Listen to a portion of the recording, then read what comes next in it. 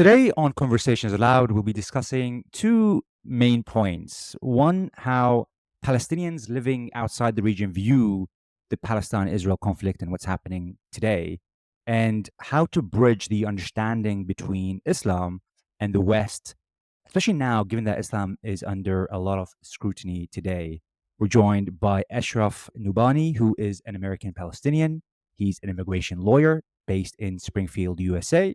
He's also a Muslim sermon giver, and his first book, Bridging the Gap, Islam's Challenge for America, attempts to bridge our understanding between Islam and the West. He's also a champion of American freedom and the Constitution.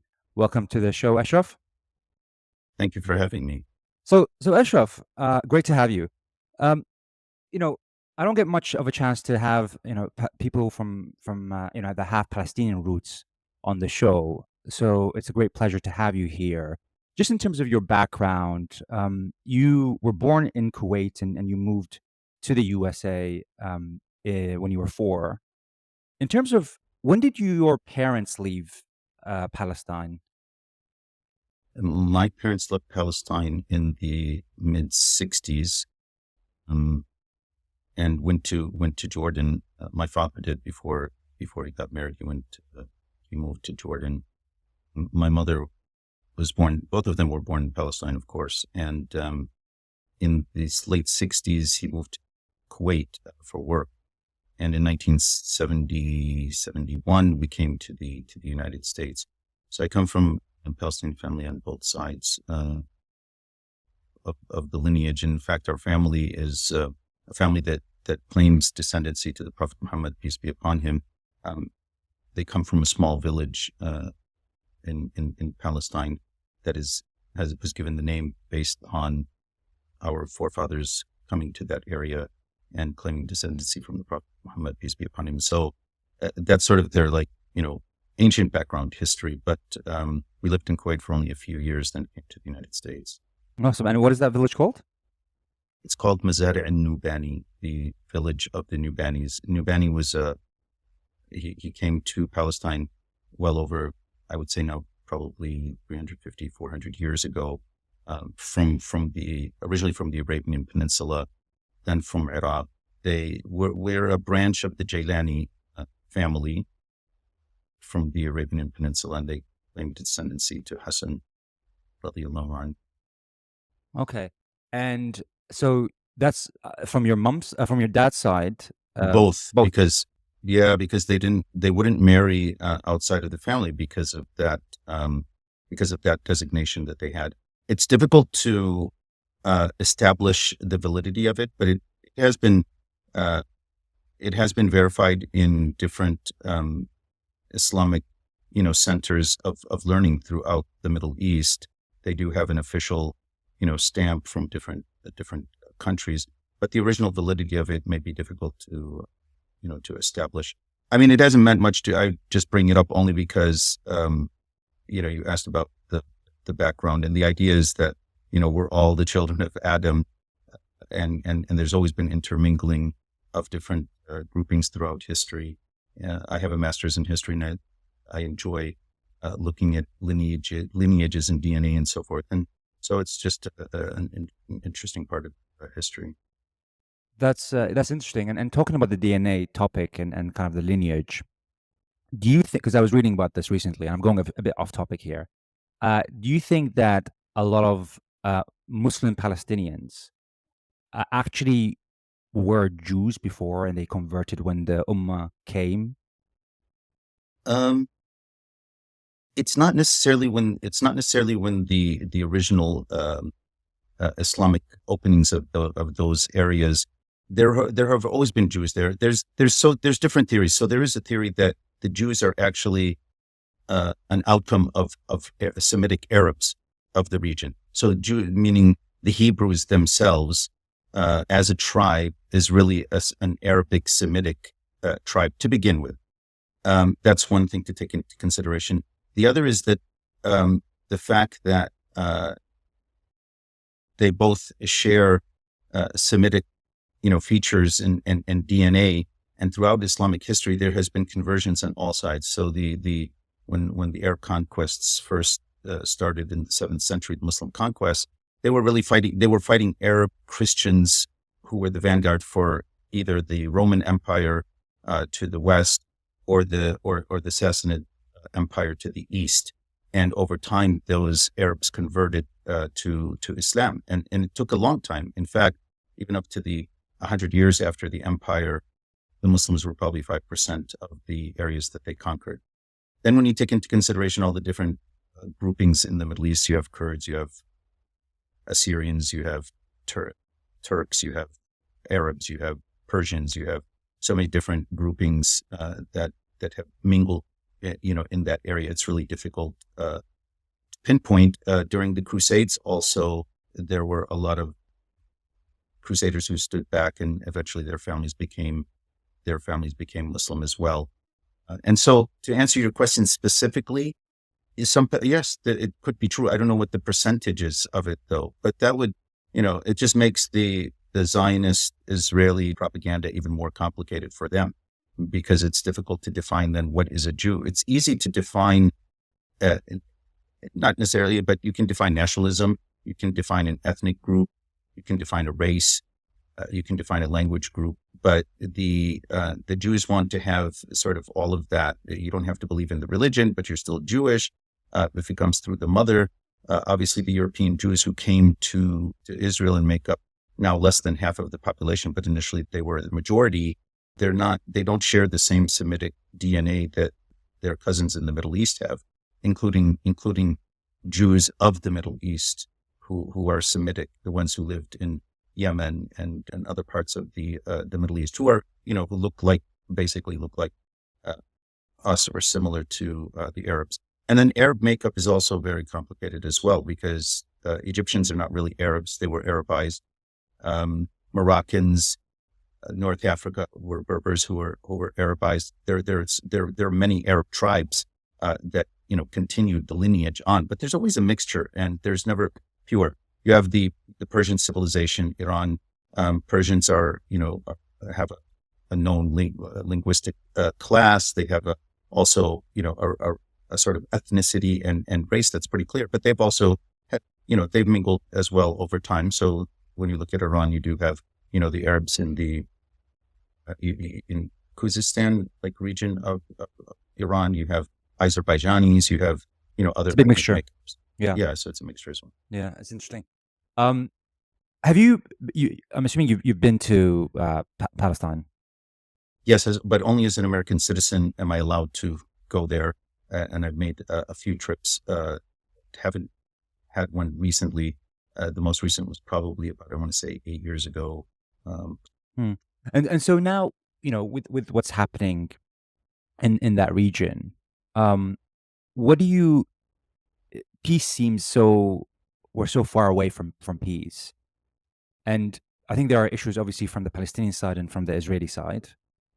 What do you feel?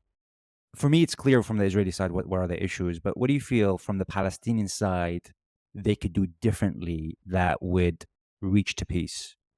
I mean, so so when you say the Palestinian side, the idea is that the Palestinians are like any other people who, in this case, it's considered colonial as a colonial settlement project, and so it's backed by the superpowers in the West.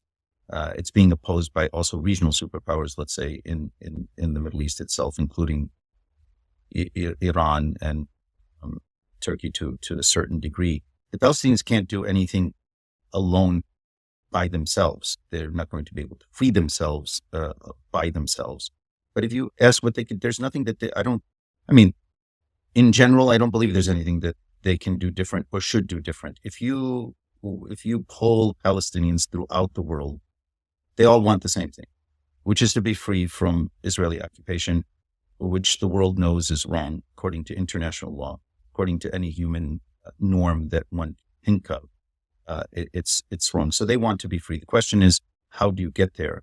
The Palestinian leadership has been divided on purpose, again, because of the intervention of larger powers. And this is the case in politics, historically speaking, and today, a small country like Ukraine, doesn't make its own decisions when you have Russia on its border and you have on one side and you have NATO and the United States on the other.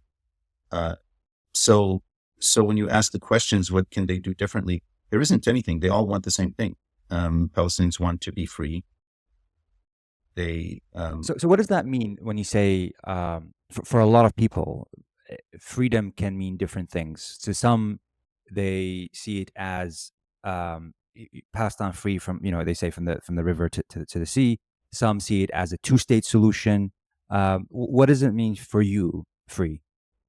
well, specifically for me, of course, I happen to be a practicing Muslim, and so this nationalism doesn't mean anything to me. To say that yes, I'm Palestinian in terms of my roots, in terms of at least 300-400 years of those roots coming from that area, at a time when after World War II, nationalism had taken hold, and the New World Order demanded that countries would be independent, autonomous, based on a national makeup, and they would make up the family of nations. So on that level, Palestinians are no different. They come from a certain area, and they have a right to go back. For those who have not been able to since the Nakba of 1948, they have a right to go back to that land, build their own self-determination, and be part of the current world order. But as a Muslim, nationalism doesn't mean anything to me. I view Palestinians, Lebanese, Iranians, Czechoslovakians, Americans, all as human beings. What differentiates, I think, believing human beings is their worldview, their ideology, what informs them in terms of their actions. And so, as a Muslim, it's an issue of salvation. It's an issue of submitting your will to that of the Creator. Once a person comes to the realization that they didn't create themselves and that they weren't created from anything, then they have to give credence to the possibility that there is that there is a superior being. And then the question becomes, what is the correct view, thought, demands of that superior being? And that's what led me to Islam. So I look at my worldview is an Islamic worldview. So when you ask, what do I envision?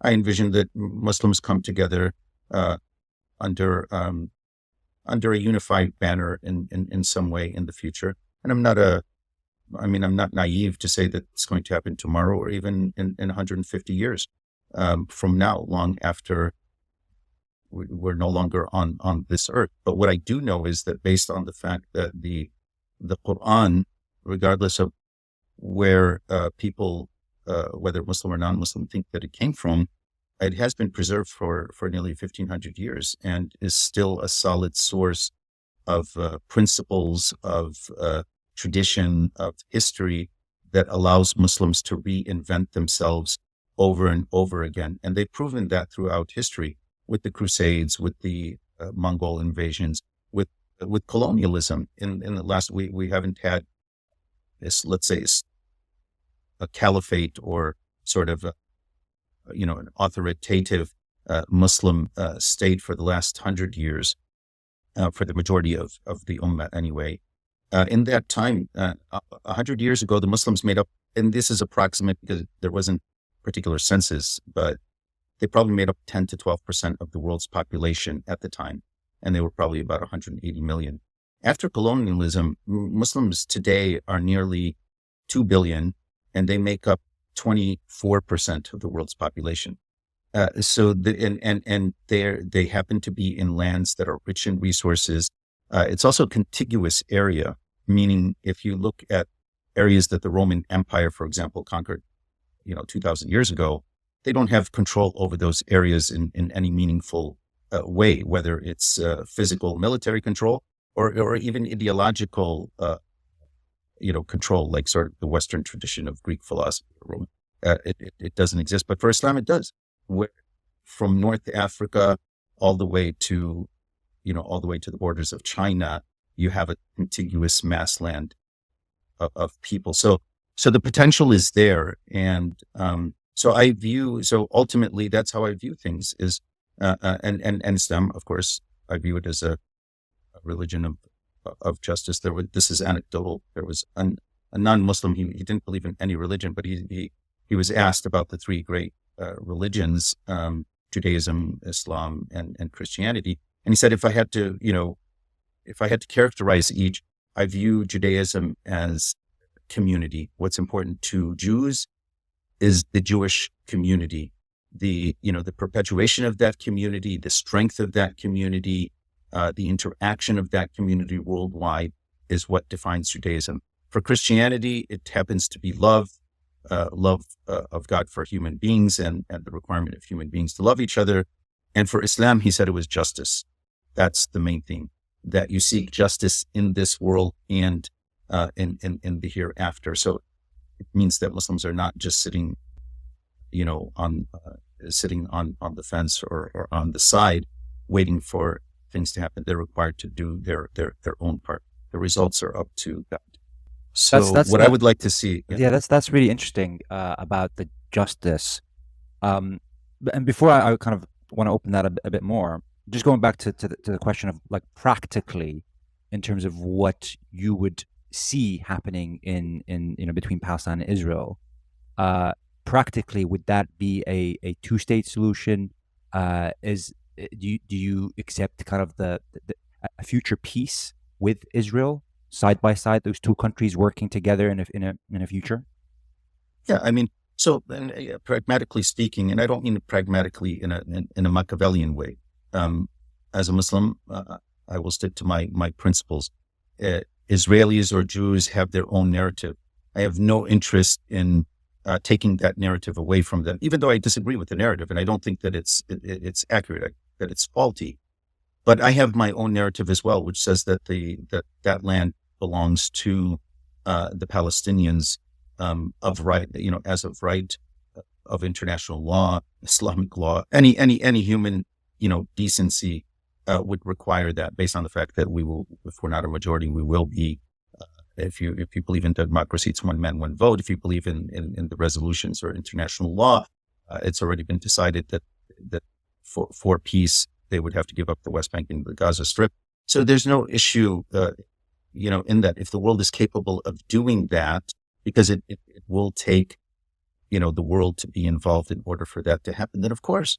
See the problem that this is important. I just look what they're doing in Palestine now, even, to the point where they realize that this is what they're doing and they want to continue. Part of it is out of a fear that the Palestinians or the Muslims will do to them what they've just been doing to us. The point is that we have the leader of Hamas, the spiritual leader who was assassinated, Ahmed Yassin, in Al Jazeera. I mean, this was to an audience of millions, and he was asked, do you hate Jews? And he looked puzzled at the questioner and said, no, we don't. Why would we hate Jews? We're not fighting Jews because we hate Jews. We're fighting Jews because they stole our land, kicked our people out, and are oppressing us. And, this is a paraphrase of exact words that he used. And he said, if my brother from my mother, meaning, my literal brother, did that to me, I would fight him. This is a natural, reaction. And these people will never understand this. They think this is Palestinians will tell you that we're being genocided, but we happen to be victims. I mean, I'm not obviously in the West and Palestinians in the diaspora, but we're not victims in terms of our history. When you become a Muslim, even if you a white American, you inherit, the prophets, and you inherit the caliphs, and you inherit the companions of the Prophet, Ali ibn Abi Talib and Umar, and all of these companions. And so we don't come from a victim mentality. We're not, oppressed everywhere we go. Individuals have psychological issues. They have certain dispositions. They have certain characteristics. So do groupings of people, whether they're nationalities, ethnicities, and so forth. So each of them face their own challenges. White people face a challenge. They're viewed as racist. They live in the cold regions. They have a history of colonialism. Jews have this persecution mentality, the community, so forth. Arabs have their own hang-up. Persians have their hang-up.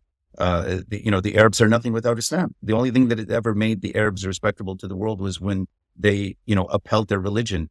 When they lost that, they didn't. These groupings of people have that. So just to answer that question specifically, of course, that would be what should have happened before Oslo, and certainly with Oslo, is that there was a two-state solution to allow the Palestinians to be free of, this oppressive occupation, allow them to have their own, to have self-determination on an autonomous state that would include an army and so forth. And if the counter argument is, well, but if they get their own state, then they're going to destroy Israel. All I can say is that we as a generation would make a deal, and it could be an open-ended deal to the point that it goes beyond our lifespan. What Jews after us do and what Palestinians after we're gone do is not in our control. We can take Palestine tomorrow, and then 100 years from now, Jews can take it back again. We could, nothing can happen in 150 years, and then there's a two states. Like, we're not responsible for what happens after we're gone. We're only responsible for what we're able to accomplish. So practically speaking, the world still has on the books that that there should be a two-state solution. All Palestinian factions, from the, however you want to characterize the spectrum, whether it's moderate or extreme, there has not been one single faction that I know of that has not accepted the two-state solution. And that included Hamas and other factions as well by default. And even PLO tried this, the PA, in trying to form unity governments that, look, we won't put Hamas members won't be there. This government accepts Israel. And, so by default, we're all accepting Israel. So that's not even an issue. The problem is, can it come about? Yeah. It won't come about as long as Israel doesn't want it to happen. And they've done everything to prevent it. I mean, that's what this whole slaughter is about right now, is to prevent a Palestinian state. Yeah. Just a few things on here. So you mentioned first that the Jews obviously are worried that the Palestinians would do what they are doing to them right now, and the argument that they would put through is that, well, look at what happened on 7 October. They actually did that to us. That's one. True. The issue, I think, is even if the leaders of the Palestinians, they all come about and say, let's do peace, and they've tried to do that, there are always these small fragments of the society that just do not accept it. And we saw that, after so many deals that were happening. Yeah, from the Israeli side, they didn't stop the settlements, and they kept on demolishing. And then from the Palestinian side, there were kind of the attacks that continued, even though they tried to calm everything down. And that's the difficult part. That even if the leaders come about and say, we're done with this, it's hard to kind of hold all the population to that deal, which is going to be difficult. Obviously, there's double standards. We can both agree on that. I think the issue we have is that the Israeli government is slowly moving more to the right and to the right, and I feel like events like 7 October just pushed it even further to the right. That even people who wanted peace with the Palestinians, and there are many in the Israeli society that do want peace. There are many that are even oblivious to what's happening over there, and there are many that want actually the whole area. They want the West Bank, they want the East Jerusalem, they want Gaza. But the people that were wanting peace after 7 October, I think that changed for a lot of them, because they felt like it's difficult. Trust was already eroded before, especially from the Palestinian side, because I think, just for everyone listening, we always hear that Israel has to see a peace partner, and they don't see it in the Palestinian side. But it's the same thing with the Palestinian side. We're talking about peace while Israel is building these settlements and expanding in West Bank and demolishing the houses. Again, the Palestinians don't see a peace partner in Israel. It has to be both sides. But that 7 October was an event that even the people that wanted peace in Israel, I think they just don't want it anymore, because there's no trust anymore. The trust has broken down completely, right? Right, but I disagree that that there was even a significant shift after October 7th, because they had been leaning right long before that. And there hasn't been a real camp for peace in Israel in a long, long time. So I think it's totally inaccurate to say, to say that. You make peace with your enemies. The moment you start vilifying to the point that you can't make peace, so the other conclusion is you kill them. Well, this is what they're doing, and look what it's done to Israel. October 7th has destroyed the reputation of Israel internationally. Now, people in Israel may not know, they're shielded from it, but the government that represents them and the Israel lobby, for example, in the United States, knows what has happened, and it's cataclysmic for them. They still have great power in the United States, and there are still many in the United States who feel that, that power has not broken. But the ones who know that power is broken are the Zionists themselves. For example, this is just, they had to put in, millions and millions of dollars to bring down Bowman, who was running for Congress, just because, he had been pro-Israel in many other ways, but he said something or voted against something. And so they said that they were going to bring him down. It's taking more and more resources in order to do that. And they realized that. And so they should have made peace when they were strong and had the ability to make peace if they truly wanted peace with the Palestinians. Because obviously they're saying, look how strong we are. We can nuke them. We can do this. We're being, gentle giants. But, who else would? Well, what about when you had everything? You had America in your pocket. You had the world in your, supporting you. You had a great economy. You had a great life. All you had to do was to say, yes, these people deserve, this land, whatever. It's like one of those philosophers, I forgot his name, Dawkins, or no, was it Dawkins or Higgins? Higgins, maybe. But he said to the Jews, look, we understand why Israel was created. We support the creation of Israel and so forth. But the moment you tell the Arabs that, they have no right to that land, just because you were persecuted. So it's like he said, a man who falls, there's a fire in a building, and he has to leave that building. So he jumps through the window in order to save his life. But in falling, who breaks his fall? The poor pedestrian on the sidewalk. And he falls on this guy. He harms this guy, may have killed this guy, but he survived. He said, until you understand that's what you did to the Palestinians, you go nowhere. The Palestinians have always been weak. That's why I said every political party has always accepted a two-state solution, because it would stop the bloodshed. It would stop the humiliation. It would stop the wall that has been built. And the only ones who have been able to actually, protect Jews has been the Muslim world, and they will never admit it, and until the cows come home. And that's part of the arrogance. It wasn't Muslims. It wasn't Palestinians who caused the Holocaust. They can cry. You go on Wikipedia, and they will tell you pogroms that have been caused in the Middle East, for example. A few hundred people here, 100 people there. I mean, Jews have killed more of themselves than Muslims have killed of Jews, historically speaking. It's an utter joke, and it's an affront to the humanity of human beings to play that card with Muslims who actually, and there are cases where it's Muslims in North Africa, in France and other places that saved Jews from the Holocaust. When Umar ibn al-Khattab opened Jerusalem, the Christian Jews were not allowed into the holy city and the area. They were brought back in by the Muslims. When the Crusades came, they slaughtered both the Muslims in Jerusalem and the Jews. And when Saladin came back, he brought the Jews back again. I mean, in Spain, Maimonides is considered the Rambam. He's one of the greatest of Jewish theologians. He used to write in Arabic. He was critical of Islam. He was critical of Islam, and yet he used to write in Arabic. He was a physician to one of the rulers and so forth. They've always held hype. I mean, this is just utter nonsense. They don't know what they're talking about. Zionism is just like a crazy, thing that just happened within the last 150 years. You're a Jew, say, I'm taking this land because the God I don't believe in gave it to me. I'm superior to these Arab clowns who live on the land. So we're going to take it. I mean, what has it bought them except now it's going to buy them misery for the next generations to come. They're going to be living in utter misery because the blowback has not begun yet. This is the problem. They're afraid of October 7th. The blowback hasn't begun yet. The blowback is when the dust settles from this. And if there isn't a ceasefire, you're going to see the whole Arab world explode.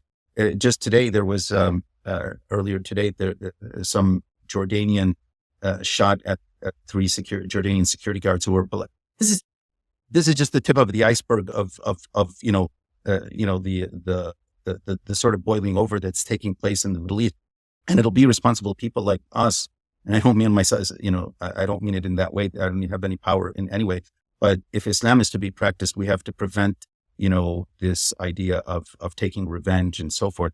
But you may not be able to stop it. They're causing their own destruction by their own hands. Well, this is the worry, and I've spoken about this quite a few times when I speak to my Jewish brothers, in terms of, Israel is making it more dangerous to be Jewish, because of the actions that they're taking, and we're seeing the anti-Semitism kind of shoot out of all the roofs, even in the UAE, which is just one of the most safe Arab countries, where there is no murder, and all of a sudden now there's the murder of that rabbi, over there as well. And so it's very dangerous, and we need to recognize that. Just in terms of the history it's difficult now. Before we had one history, and now everyone has a different history to to the region. So it's very confusing to have discussions with people, because we're discussing different facts. That they have their own facts, we have our own facts, everyone has their own facts.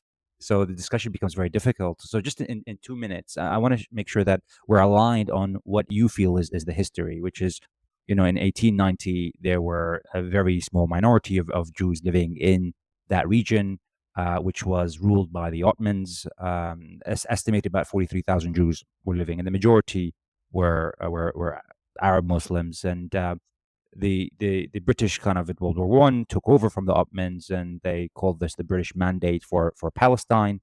They controlled the borders, and as a result of what was happening in Europe, in terms of the Holocaust, and before that, the pogroms in Russia, which were huge, more and more Jews were kind of entering into that British Mandate for Palestine, and that escalated all the way to going from 43,000 in 1890 to 630,000 Jews living in the British Mandate for Palestine in 1947. So in 50 years, it actually went from 8% of the population being Jewish to 33%. And the issue is that the people that were controlling the borders weren't actually the local people; it was the British. And in fact, there's a lot of research that shows that they wanted they wanted the Jews to come to this land, because they didn't want them in Europe. They didn't want them even in the UK. There was, I think it was called the Aliens Act, which specifically targeted Jews to not come to the UK. And obviously that caused a lot of issues and created a lot of conflicts. There were terrorist activities from both sides, from what I'm seeing from the history. There's a great book by Robert Fursk, who kind of describes a lot of what happened there. I think it's called the Great Conquests of the Middle East. And there was a partition plan to divide the land. The UN voted on it. It gave the Jews the majority of the land, as opposed to the Arabs. The Arabs didn't accept, and there was a war that happened, which the Jews won. From what I understand, also, is that Jordan kind of tricked the Palestinians, and kind of said that they would support them, but they didn't really support them, and they actually had a plan to take over that land themselves, and they did for a while. In 1967. Does that history align to what you see? I mean, the characterization. So we know about Zionism, and we know the theory of Zionism in the late 1800s. We know the trajectory that it took. There were other places other than Palestine that were supposed to be this homeland for the Jews, including Uganda, or other places. And we know the situation with the fall of the Ottoman Empire and the subsequent mandate of Palestine, as you say, with the British. We know that there is always rampant anti-Semitism in Europe. And so even for some educated Jews, they're like, yeah, we don't want to be in Europe because there's anti-Semitism. There's this Jew hatred. And so we do need a place. With the Zionist movement coming into Palestine, the initial, obviously before before World War One, they were actually welcomed in, and with the fall of the Ottoman Empire, Palestinians actually welcomed the Jews in. They were not. So when you talk about, terrorism on both sides, that didn't, I think what the earliest maybe is in the 1920s, Yeah, obviously 20s in the and 30s, 1930s. 30s, Yeah. 30s. But before that, there were trickling amounts of Jews coming in to Palestine. They were welcomed by the Muslim Palestinian population, like at any other time. People were moving around. That was this is that's a fact. Over time, when it became clear that it wasn't just moving in, because they're refugees. No, they wanted to carve out their own state. They wanted to do this at the expense of the population. And then you had the the clashes and so forth. The idea of backstabbing and the Arabs and the Jews won, obviously, so they won the war. But that's the funny part, is the war is still going on, and it doesn't look good for them now. That's the point. You win a victory now, but if you can't maintain that victory into the foreseeable future, I mean, my mother who passed away, she was older than the state of Israel. There's still people who are older than the state of Israel who were kicked out of their land. So it's within memory. And some of the land was actually purchased. Maybe up to 5% of the land was, purchased from the local inhabitants. But after World War II, the Europeans decided that and the Western powers decided that this is going to happen. The United Nations divided the country. Of course, there was no reason that the Arabs would accept it. Why would they? Like, it doesn't make any sense to accept this. You lived in a land where everyone, and this is what, when we talked about nationalism, see, this is the funny thing. It's bad enough, like Hitchinson said, you fell on these pure people, and now you're telling them that, that you have to suffer regardless, even though we were the ones who were in the fire. It had nothing to do with you. We're the ones who jumped out of the window. It had nothing to do with you, but you just happened to be that hapless person there. So not even recognizing that, they refuse to recognize that Palestinians exist as a nationality. And as I said, I don't care about nationalism, but think about it. After World War II, when the British Empire fell and the French Empire fell, they were saying, okay, now you're all going to be free. This is going to be a family of you. Okay, the Palestinians were supposed to have their, part of the pie, and they never got it. So to say a Palestine never existed is a joke. I don't have to go back 2,000 years ago and say, Rome called it Palestina. Who cares? These are people that live there. My grandfather and my great-grandfather and my great-great-grandfather tilled that land. They lived in that land, and we did nothing to deserve to be kicked out of that land. We did absolutely nothing. We were, sinless in that respect, to have lost our property and our families, and to be in a diaspora. We didn't, there's nothing that we did in order to deserve that. So of course, why would they accept it? And of course, as you know, that they were supported the weapons. I mean, the Arabs had weapons that, barely worked. There wasn't a functioning. And yeah, some of the Arab countries participated, but they were so weak. This is at a time when they were trying to build their own nations. A lot of them and they didn't have the support. A lot of them just literally a couple of years back got formed. Iraq, Syria, all those places. By the way, when Kuwait became a country, an official 1962. Oh, wow. Okay. Yeah. 1962. Yeah. So yeah, I'm just saying, so when I think we agree on the history. Benny Morris, who is, he believes that unfortunately what was done in 1948 should have been completed then, and Israel would be safer now. And he recognizes that there were pogroms, there was mass expulsion in order to create the Jewish state. He doesn't deny it. He just says that it's obvious. People coming into a place where people already existed. How else could it happen? Give me another scenario of how you can take over a land. There's no other. Yeah, you have superpower backing here. You have money here to buy this. You cause Deir Yassin. You kill 200-300 people. Get the natives scared and running. I mean, it's a combination of all of those things. There's no doubt about it. But the problem is, it doesn't make what was done right. It doesn't, unless you think, as a Jew, a person thinks that they're superior, that they have this special history, that, all of this in their own mind. Yes, I can see how they view the facts, but it doesn't change the reality that we're all human beings. And, yeah, you won the war, but look where you are now. You have nuclear weapons, you have the United States, but the reputation of you has been decimated in the world. And because of that decimation, everything that you've ever worked for, including your safety, is now in jeopardy. What sense does that make is my question.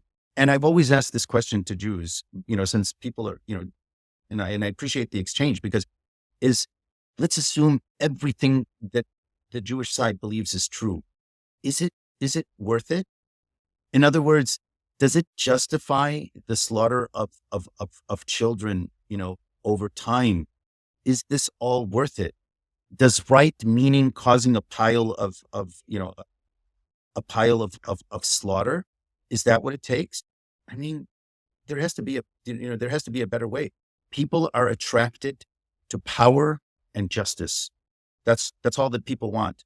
I want to live under, I don't care who rules me, as long as they have the ability to protect, and they're just in their dealings, even if we have different religions. The Jews have been unable to do that for the Palestinians. And I'm just going to say it, Islam has been, with all of the inadequacies as human beings that we all are. Look at the Islamic conquest. They didn't destroy any of the areas that they overtook. In fact, the Arabs were so humble. They went into Persia. The whole Persian Empire fell to the Arabs, and they went into the library, where up to that point, the Persian civilization had just, gathered so much knowledge. And the Arabs who came from the desert know nothing. What is this? They said it's a library. This represents the knowledge that humanity has created over all these years. They're like, wow, can you teach us this? And they let the bureaucrats run everything. They made the decisions at the top, but they didn't destroy anything. They didn't destroy. That's why Islam has lasted there so long. And so it's just, it's difficult, like dealing with this Western mentality. And it doesn't matter in the West. People are so taken by materialism that you can't really have a conversation about facts. And you said their facts, our fact. No, there's only one fact. What value we attach to facts, or how we interpret facts, is where we differ. But we cannot differ on the facts. I can't sit with someone who is Jewish or anything else, and I say this is a car, and he says no, this is a telephone. First, we have to agree that this is a telephone. Then we can decide: is it a Samsung? Is it an Apple? Is it going to meet my purpose? I think that we're not even agreeing on the facts. I think that's the issue that we have, is that they're looking at different things, and we're looking at different things and giving the meaning differently. And that's exactly. But I will never shy away from the fact, if the fact is against me, it's against me. I'm willing, as a person, and I mean this humbly, that, okay, you give me a fact, I will accept that fact. How I interpret it, again, that's okay. That's what human beings are allowed to do. But I will not allow myself to be, to accept what is not factual and start basing things on it. That's just the way. Beyond, of course, what human beings believe in terms of their their existence and so forth. This is in the area of philosophy or the metaphysical world. But everything else we can agree on. I mean, that these are facts. The United Nations is a fact. Israel as a state is a fact. The 22 Arab countries in the Arab, this is a fact. We can agree on all those things. The question is, how to interpret it. What does it mean? Where do we go from here? Our issue has never been that we have, we hate Jews because they're Jews. That's in the twisted mind of Jews. And unfortunately, they did it to the closest people to them, who were their Arab cousins, who've always, protected them, historically speaking. And they've always had, relatively good ties with, and they don't want to admit that. And I think that that's part of the problem. I think there are some people that have hate. They do exist. But I think the reason why some of the Palestinians are fighting is not because, to your point, that they're Jewish. I mean, even if they were Buddhist, it would be the same situation. There's the people that kind of came over and kind of displaced them, and it would be the same kind of conclusion. But by the way, those who do hate, those who do hate, if it's hate based on something that's happened to them, as I said, there may be people who have, it's an issue of vengeance.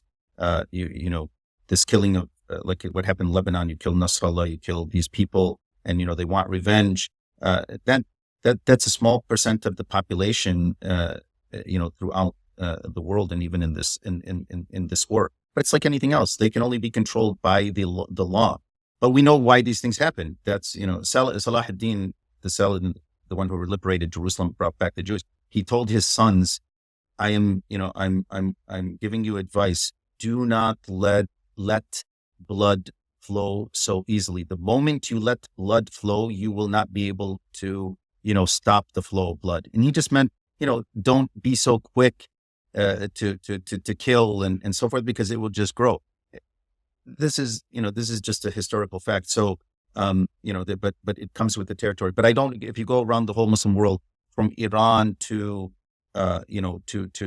Palestine, and you ask Muslims and even Arab Christians and whoever, do you hate Jews? And they will say, we don't hate the Jews. We hate what they've done. Do you hate the religion? Do you hate the history? No, we hate what they've done.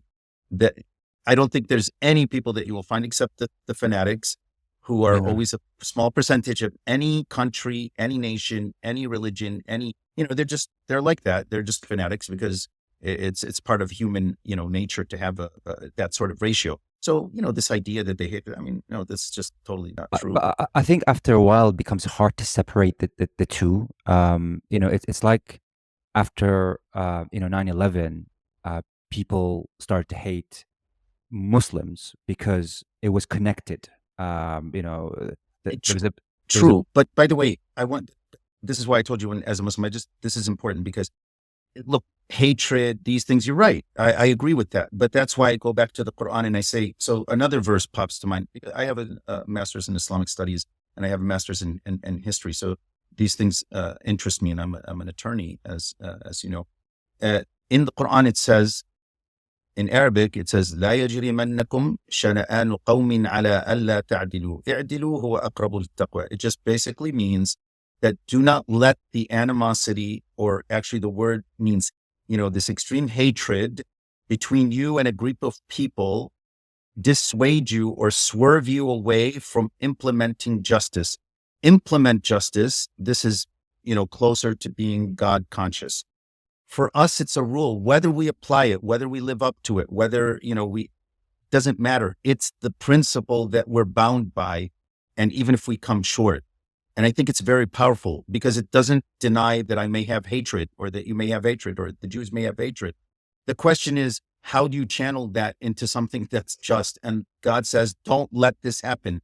La yajrimannakum. In Arabic, when this has happened, it's a command. It's telling Muslims, don't let this hatred blind you from implementing justice. Whether that group hates you or you hate that group, don't let this be something that they have on you.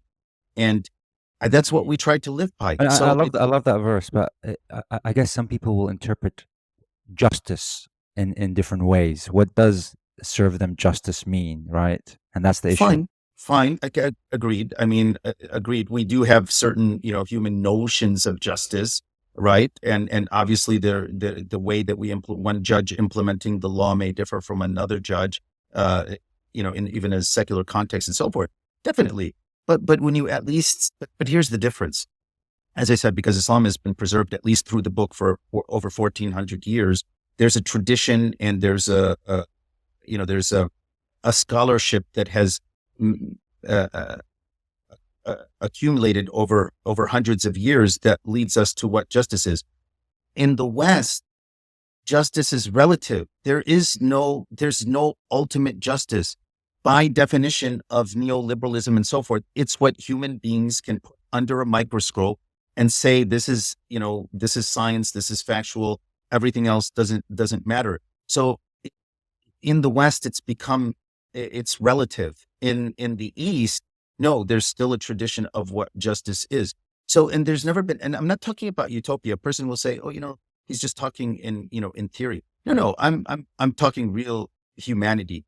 There will never be anything perfect, but you have to shoot for the stars in order to accomplish, much less than that. But if you don't even have any goals that you're shooting for, or your goals are so, materialistic or so nihilistic that they, don't amount to anything, then, where are we? That's what the West has become.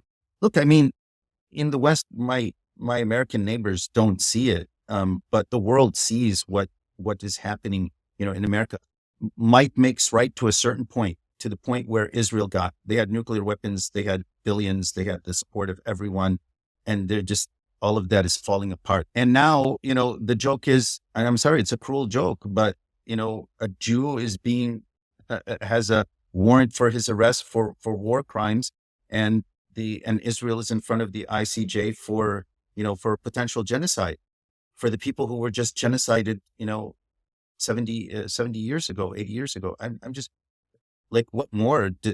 I actually feel sorry for them on that level. So I agree that justice is, can be, you can debate what is just, but when you believe justice is relative to a neoliberalism philosophy that's gripped the West and has brought the contradictions that we see, with humanity, with the gender issue, I want to identify as being, a fox. So you get to live your life as a fox. Fine. I mean, I understand why we got there. I actually feel sorry for these people. We're not here. I'm not here to condemn these people. They're human beings who have gone through, unfortunately, a bad situation. But that bad situation is causing the rest of us to suffer. And what you need is our principles, human values that everyone can agree on. If that means that Jews lose some of their power that they had in Israel, yeah, they're going to lose that power. But will they be safe? Yes, they will be safe.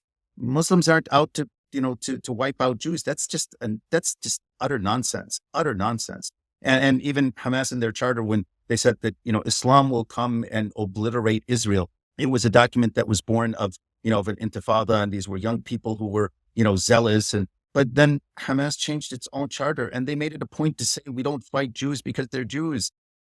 They're the ones who are making this into a religious, apocalyptic, them and the Christian Zionists in America. All a Muslim has to say is, you took my land. It's a secular thing for me. I was farming this land. It doesn't belong to you. I'm going to pick up arms and fight you. There's no religion involved in this they don't even have to implement religion for this. So I'm just saying that, this idea of justice being relative is what's causing the problem, even though we may disagree on what justice is. Going to Islam in the West, I was looking at this research that showed that 41% of Americans think Islam encourages violence more than other faiths. 50% think Islam is not part of mainstream American society. And 44% think there's a natural conflict between Islam and democracy. What would you say to those in the West who claim that Islam is incompatible with Western values? Yeah, unfortunately, it is it seems to be a reflection of the reality.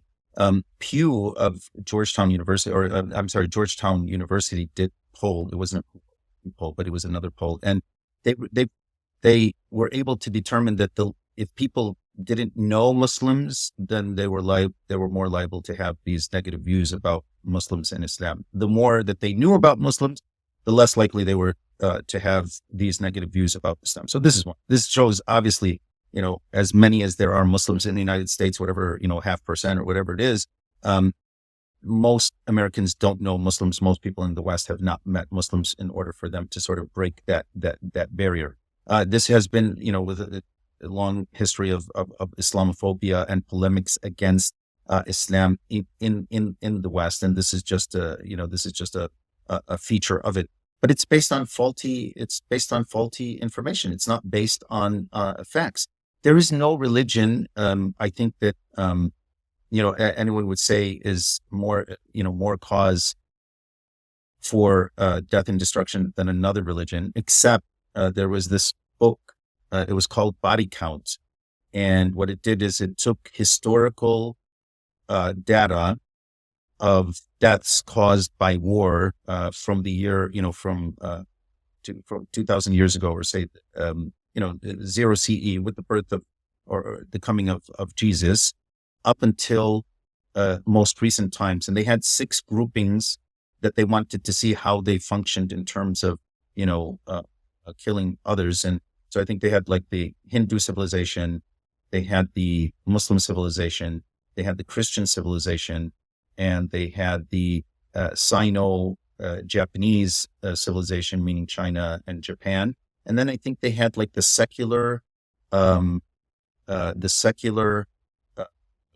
grouping, like the Pol Pots and sort of non-religious Yeah. people.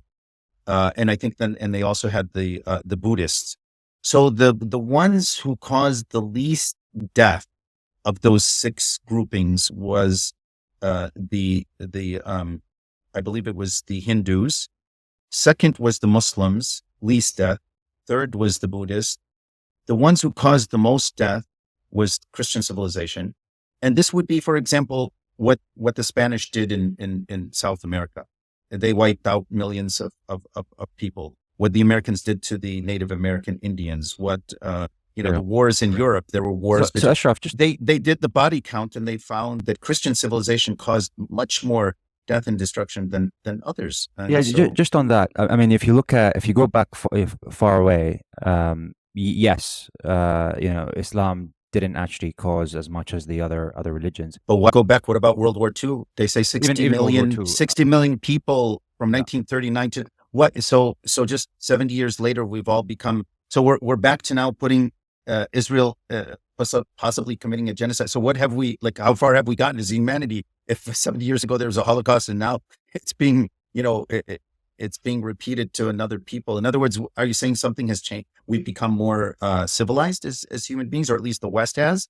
I mean, they're still causing death all over. So Sudan, they cry about Sudan. Who's causing the problem in Sudan? Do you know that it's intervention from the Emirates, supported by Israel and the United States, to cause a civil war in Sudan because they want to have, what has changed? Yeah.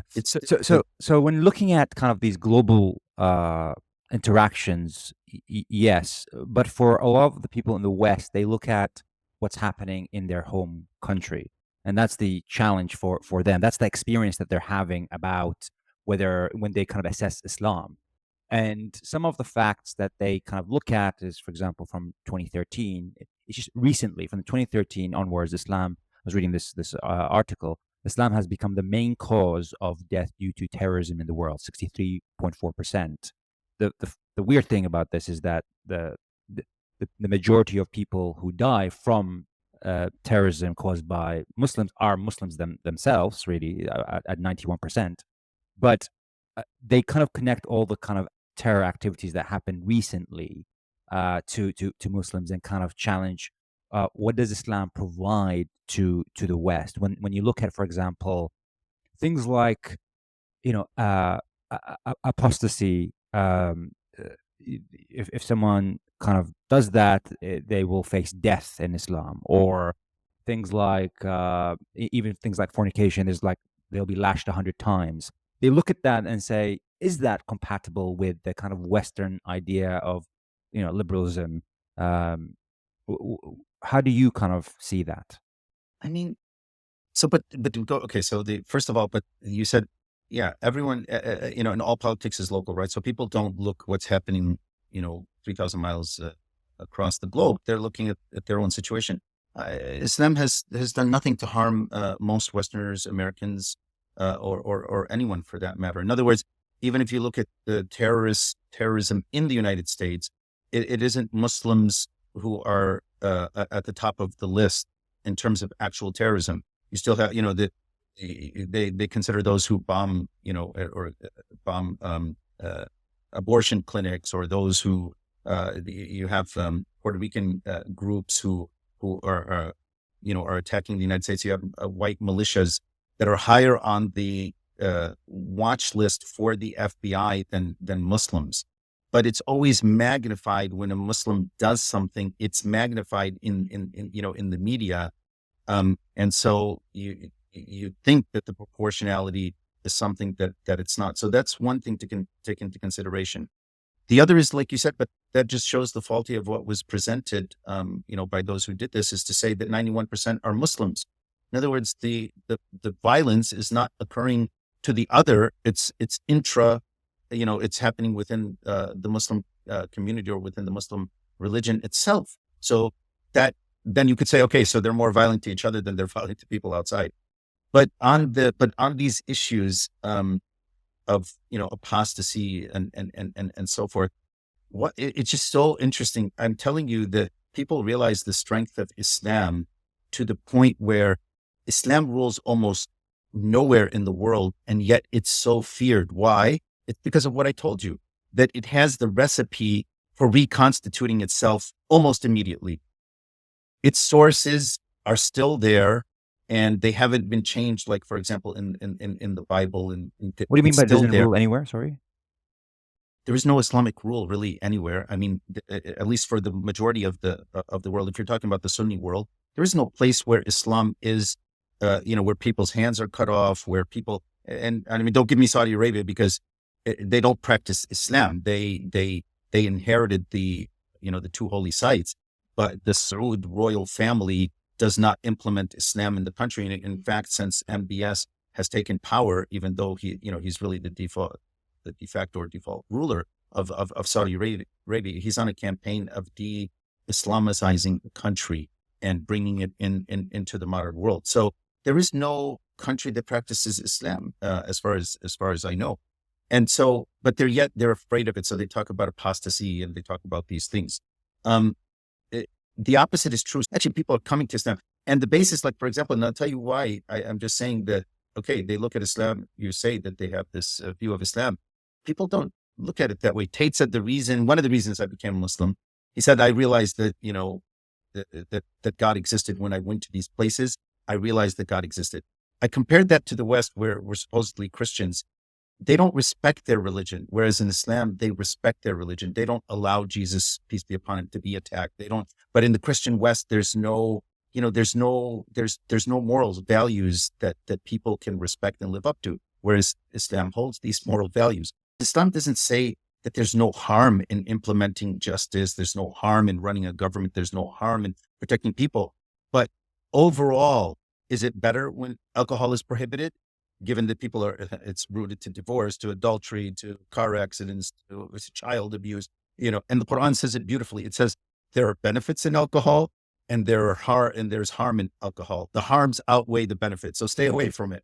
I mean, like, it doesn't take a rocket science to use that, that basic logic. But in the West, it's all about us being free. Yeah, no one wants to have their hand cut off, but they can, they can be pedophiles. As long as you get away with it, or it doesn't break the law, let's say, then everything goes. But when they do these crazy things, the society cancels them, and Islam says, no, don't commit adultery, or you'll have your head cut off. Or you'll be stoned. Do you know how many people throughout Islamic history have been stoned for adultery? You can count them on the fingers of your hand, because either you have to have 4 witnesses see the penetration, or the person has to come and say, I committed adultery. Well, if you're going to admit to committing adultery, okay, you may be put to death. I don't think people who commit adultery go out and say to the state, come execute me, I've committed adultery. And I don't think that there's situations where people are having sex in the street where 4 people can say, yeah, we saw the penetration. My point is that we have this huge deterrence, but it's to help society come to a better place. We don't tell people, go do whatever you want, just don't get caught. And, as long as you're not breaking the law, that's okay. Then you can get to drugs, you can get to pedophilia, you can have all these sick things in society, but, didn't break the law, so you're okay. No, you're destroying humanity this way. So when they say apostasy, same thing. The scholars have dealt with this. This is a joke. First of all, it's not in the Quran. Second of all, it is a rule in Islam. There's no doubt about it. I don't shy away from it, but it's more akin to treachery and being a traitor than it is of the human being deciding, I want to be a Muslim or not. Because right in the Quran, it says, whoever wants to believe, let them believe. Whoever wants to disbelieve, let them disbelieve. This is one verse. The other verse says that we gave mankind 2 paths. They can either follow the path of good or the path of evil. In other words, me as a thinking human being, God didn't create me and say, if you don't believe in me, you don't have the right to make that decision. No, you have the right to make that decision. If you don't, that's up to you. So the idea of people leaving Islam is not the issue. The issue is when you leave Islam, how do you leave Islam? Do you go and do you attack Muslims? Do you attack the religion, the fiber of society? Like, in other words, if I was a Jew and I said, we don't really deserve Israel. I think the Palestinians should have this land.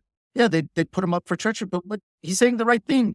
In other words, it's not because it's because you're causing, you're causing a rift in the community of what's keeping that community together. Whether it's right or wrong, you would be considered a traitor in one situation and a hero in another. So the idea of apostasy also is just a misnomer. And in America, we kill people without a jury trial or anything. Obama slaughtered an American citizen in Yemen with a drone without any trial or anything. There was no apostasy. I mean, there was nothing. He didn't even, at least in Islam, you have a trial for apostasy, and you're given every opportunity, to recant so that you're not harming other people.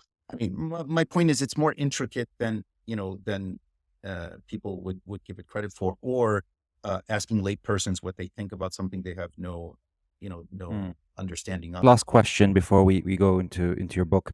What do you feel Islam provides to the West, or can provide to the West? I think it provides the very things that the West is lacking, is an ability to balance human nature in a way that is in tune with human nature. In other words, Islam is not against communism or for communism, or against capitalism or for capitalism. We have aspects of both. Entrepreneurism is what Islam is based on. There's no interest in false money. You have, gold, you back it up with something precious. You make a transaction where both sides agree to the transaction and so forth. Like they're totally capitalistic in that sense, but it comes with principles. And for example, Indonesia, the largest Muslim population in the world, there was no sword. It was Arab Muslim tradesmen who came to that place, traded with that place, and then eventually the whole society became Muslim. That's just the truth. There was no conquering. It wasn't like the British coming to India and coming up with this idea of a company, and it has its own, an LLC and a PC have their own, a professional corporation has its own identity under the law, and this and that. They went to all these like crazy things when all you had to do was shake hands, give them something in return that was fair, and you can have trade. Also, the opposite is, if a person is sick, it's not a communist or a socialist. If I say, look, if a person is sick, give them health aid, whether it's the government or whether it's the local community. But it doesn't make sense that we live in these modern Western societies, especially like the United States, where there are millions of people don't have access to healthcare because they want to make it into a partisan issue over politics. So Islam has the ability to solve the problems of the West without the West having to leave what it believes is progress and science. And the truth of the matter is why do they hate the Muslims so much? It's because they're able to function within the Western society so beautifully. In other words, they're doctors, they're lawyers, they're, nuclear physicists. Look, Iran, with all of the sanctions against Iran, the world is crying that they're coming up with a nuclear, they have the ability for a nuclear weapon. Yeah, that takes brains, and that takes people who are scientists and so forth. In other words, Islam is not anti-scientific in all of that. So what does Islam have to offer the West? Is the morals, the ethics, the vision, the notions of justice, the idea that we are, human beings. Of course, there will always be, war, there will be this, there will be that, but history will decide how people are to be judged. And we know what's happened in the past, and we know what can happen in the future. And I think that Western society is falling apart by its own, its own cause. Why are Europeans not having children, and they're blaming the immigrants? So they cause this immigrant influx. They destroy Syria, they destroy Yemen, they destroy Iraq. Then you have all these refugees coming in, and then they're crying about the refugees coming into their country. Well, but you were supporting the destruction of these countries. You said that Iraq, 2 millions of Iraqis were killed for no reason. Saddam Hussein did not. These are, by the way, as I said, I'm a Muslim. I have my own interpretation. I have my own views. But there's nothing that I said that isn't factual when I give and I say this is what happened. It's a fact that that's happened. How you want to interpret it is a different issue. Weapons of mass destruction, they had chemical weapons, the Iraqis, that came from the United States, that had serial numbers. After the Gulf War, the first Gulf War, Iraq got rid of all of those. They went to the desert, they blew them up. And then when America wanted to attack again and put up the pressure in the 90s, the late 90s, they said, what happened to those? We have the receipts. Where are these things? They said, we blew them up in the desert. Where? We're going to go find them. They send in, Americans and United Nations. They found like 98% of the serial numbers of the canisters of these, it's incredible how they found all of that. And only 2%, but they said, oh, where's the other 2%? We went into a nation and we destroyed it, and there was no reason to do that. And you Yeah. tell me the West. I mean, it's just mind-boggling to say these things with a straight face, that they can actually say that, unless we're superior in the West as white people, as Christians, as Jews, and then these other people are less than human. Then of course, then it makes sense in that sort of world. So Islam has the ability to do that, and it did that over and over and over again. The Mongols came in, destroyed the Caliphate of Baghdad. It had been there for hundreds of years. It was obliterated, and yet the Mongols later became Muslims. The Ottomans then, built another empire that was bigger than the previous empire, and so forth. So it has this ability to recreate itself. I think that, I don't believe in the clash of civilizations in that way, because because these are human beings. There are many Westerners who support the Palestinian cause on principle. And, so they're well ahead of their governments, but their governments are doing things, to undermine the ability of human beings to get to a better place. So Islam says you don't make an economy out of, sick people. That's just not ethical. You tell people to eat less, you give them wholesome food, and when they're sick, you help them out. Ashraf, lastly, if people were to read your book, what would they get out of it? I think that they would get a better understanding of what the real world is like, what reality is like. And I think hopefully it would cause people to want to, bridge that gap of misunderstanding. And it would allow people to show that it's not religion that is the problem, with the world that we live in. And I think those are among the things that people would pick up by reading this book. And where would they be able to find it? So right now, it's all, as far as I know, it's really on Amazon. I really haven't done anything to promote the book. It's called Islam's Challenge for America: Bridging the Gap, and it's available on Amazon, and maybe in other, if people resell it in other places. But if you put in my name, Ashraf Nubani, and the title of the book, it will pop up. And we'll put the link, the Amazon link, in the description. Ashraf, it's been a pleasure talking to you. I could spend another hour or two asking you questions. I wish we had more time, but really appreciate your time today with us. Thank you for having me. Thank you very much.